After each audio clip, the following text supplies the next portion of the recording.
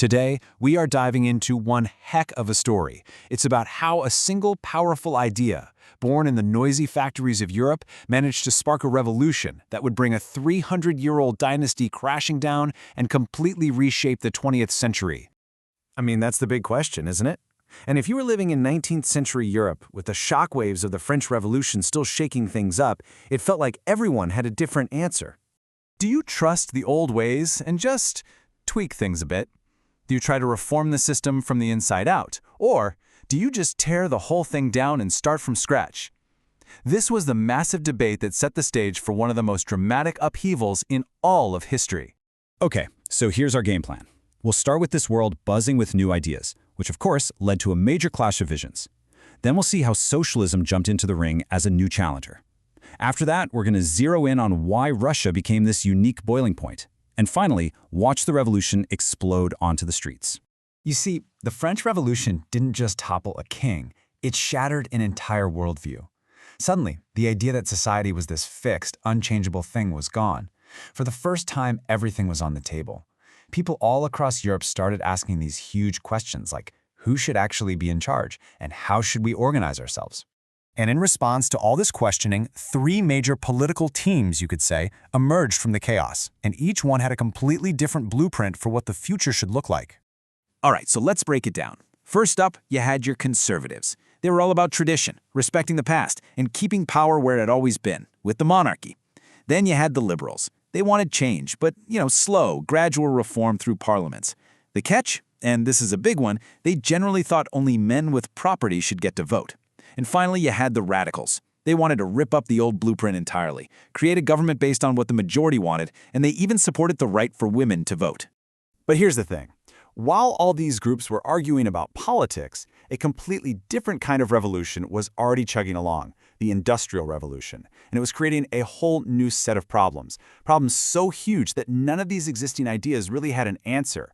The time was right for something new, something more extreme.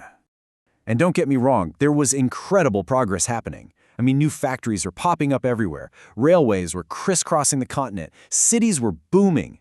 It was generating enormous fortunes and changing society faster than anyone could keep up. But, and this is a huge but, all that progress came at a terrible price. For the millions of people pouring into these factories, men, women, and even little kids, life was brutal. We're talking painfully long hours, wages that barely kept you alive, and just awful living conditions. And it's this huge gap between the shiny new wealth and the widespread misery that created the perfect soil for a radical new idea to take root. And that idea was socialism. It was a direct response to the unfairness of this new industrial world. Socialists looked around and said, you know what?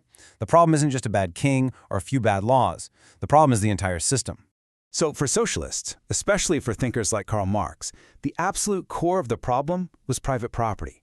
The people who owned the factories and the machines, the capitalists, were getting rich off the backs of the workers. So Marx's solution was, well, pretty drastic. He said the workers had to rise up, overthrow the whole capitalist system, and build a new communist society where everything was owned and controlled by everyone, together.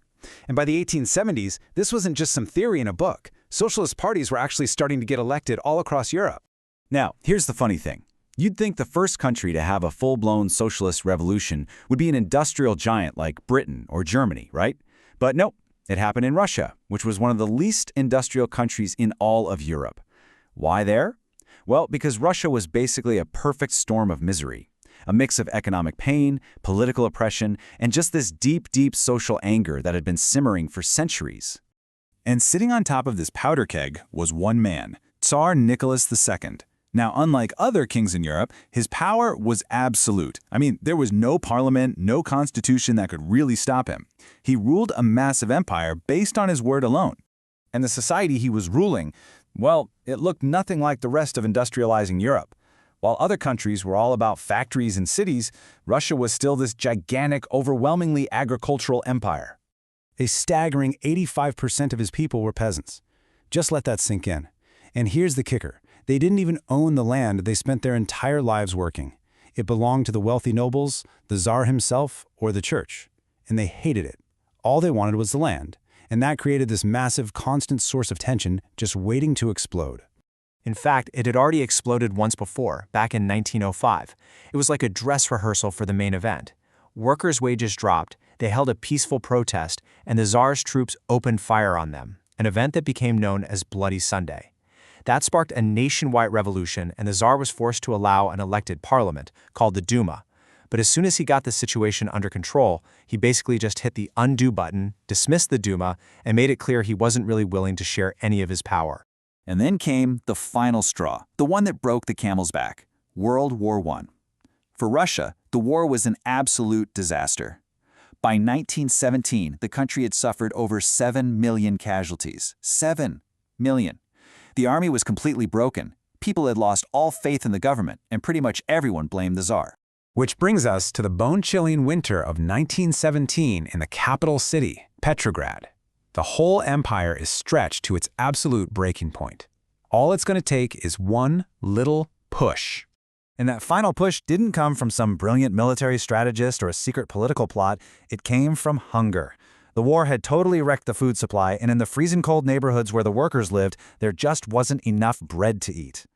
And you know who kicked it all off? Women. On International Women's Day, women working in the textile factories walked off the job. One of them, a woman named Marfa Vasileva, was actually offered bread by her boss if she'd just go back to work. But she refused, and she said this: "I cannot be the only one who is satiated when others are hungry." And that single act of solidarity, that was the spark that lit the whole country on fire. From that moment, things just dominoed. The women's strike grew into a massive citywide protest. The Tsar, like he always did, ordered the army to crush it. But this time was different. The soldiers looked at the starving protesters, and they refused to fire. In fact, they did the opposite. They mutinied and joined the revolution. The Tsar had no army, no police, no authority left. On March 2nd, he gave up the throne. And just like that, 300 years of Romanov dynasty rule was over. So, with the Tsar gone, you've got this huge power vacuum. Into that void stepped the old political leaders from the Duma, and they quickly slapped together something called a provisional government to try and keep the country from falling apart. But, and you have got to understand this part, because it's the key to everything that comes next, they weren't the only ones in charge. At the exact same time, the workers and soldiers who had actually made the revolution happen were forming their own councils, which they called Soviets. And while the provisional government had the official titles, the Soviets had the real power on the streets. They had the loyalty of the workers and the soldiers. It was an incredibly unstable situation called dual power. So, the Tsar is gone. The old world is dead. But the revolution has created this bizarre situation with two rival governments trying to run the same country. The fall of the monarchy wasn't the end of the story. Oh no, it was just the beginning of a brand new, even more radical struggle for the soul of Russia. The question on everyone's mind was, what happens next?